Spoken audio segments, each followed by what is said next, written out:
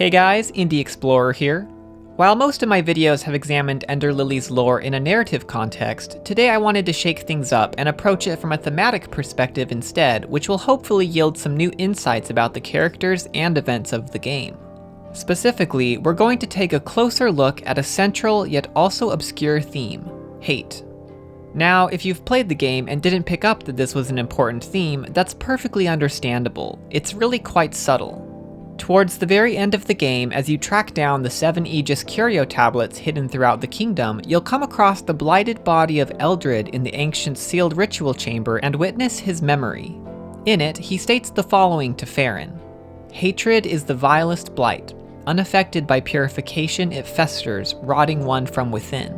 This line stuck with me, and I puzzled over it for quite a while. It seemed strange in context because Farron is literally one of the most chill characters in the whole game.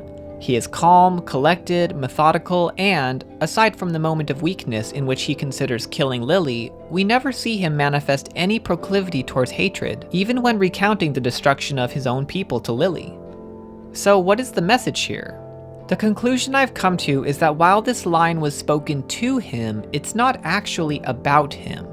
It's about two other characters in the game who just so happen to represent the two types of hate, of others and of oneself. I am, of course, referring to Julius and Silva. Let's talk about Julius first.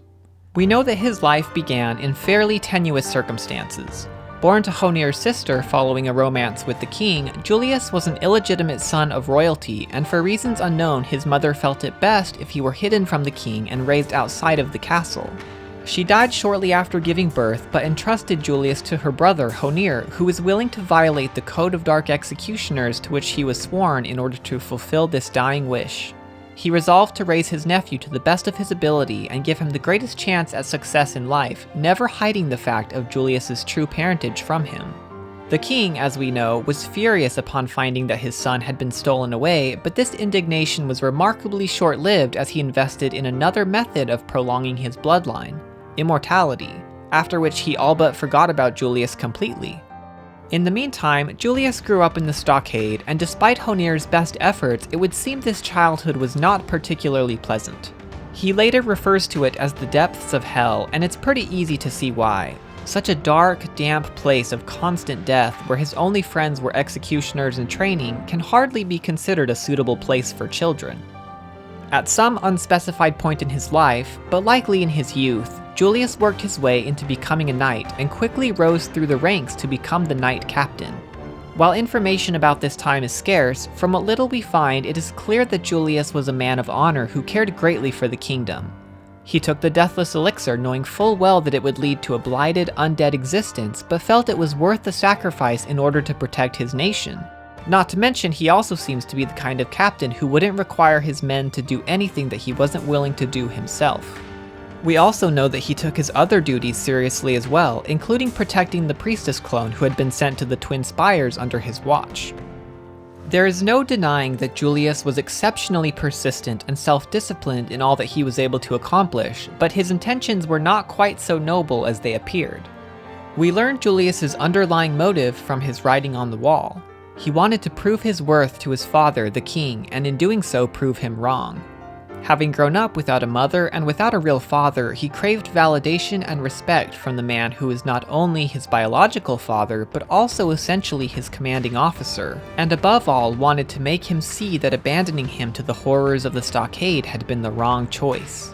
And of this endeavor he wrote, "I was never allowed a shred of human dignity. I thought he might acknowledge my presence, my strength."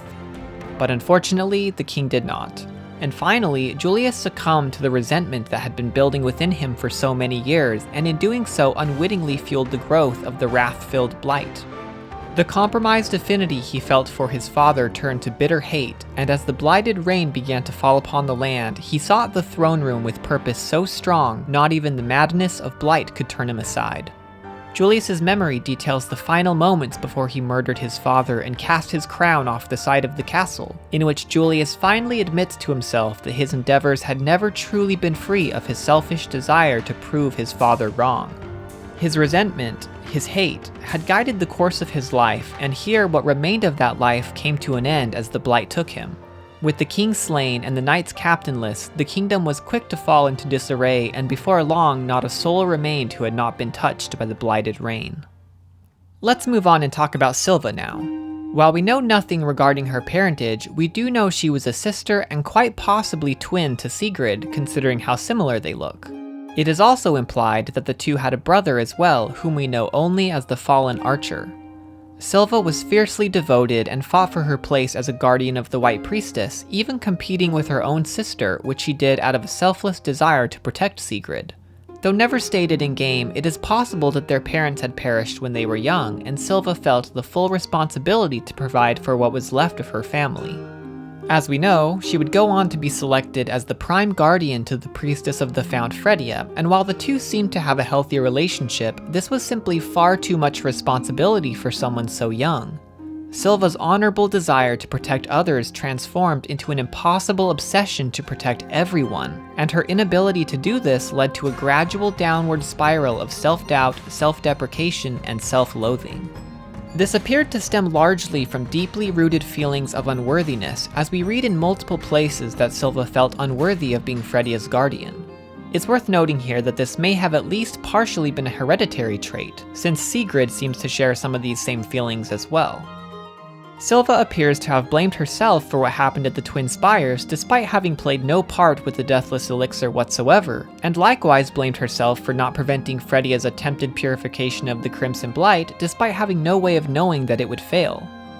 Following this tumultuous event, Silva was almost certainly assigned to be a guardian or protector for one of the White Priestess clones, but instead of applying her energy to this new task, she was blinded by her self-loathing and perhaps projected it onto the clones, which led to her subsequently passing off this responsibility to her brother, the Fallen Archer, so she could seek out a draught of the Deathless Elixir in a last-ditch attempt to become strong enough to save Fredia. This is why Lily finds the clone's body with him in the lower catacombs and not with Silva. Sadly, her desperate plan did not work out even remotely well.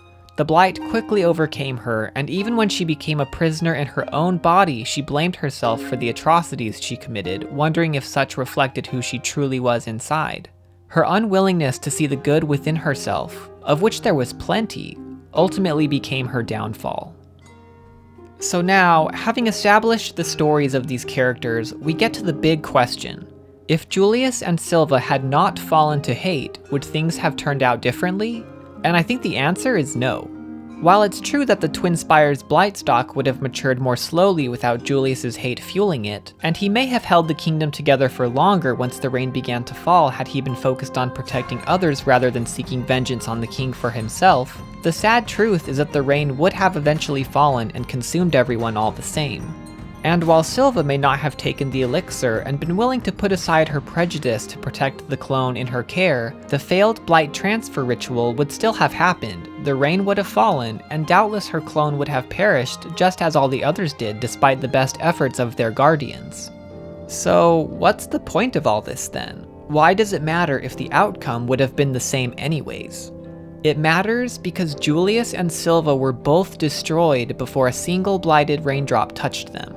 The kingdom may have been doomed, but their legacies, their stories, were not. And it is these very stories that we learn with Lily as she travels through Land's End.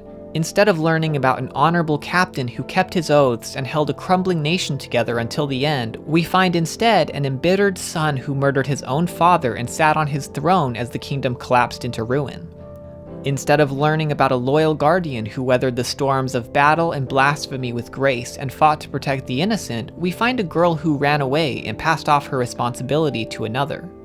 Now, please don't misunderstand, I'm not insinuating that their mistakes alone defined these individuals. Julius and Silva both did great things, and in many ways did the best they could with what they were given. I'm not at all trying to discredit them, and I actually happen to really like both of these characters.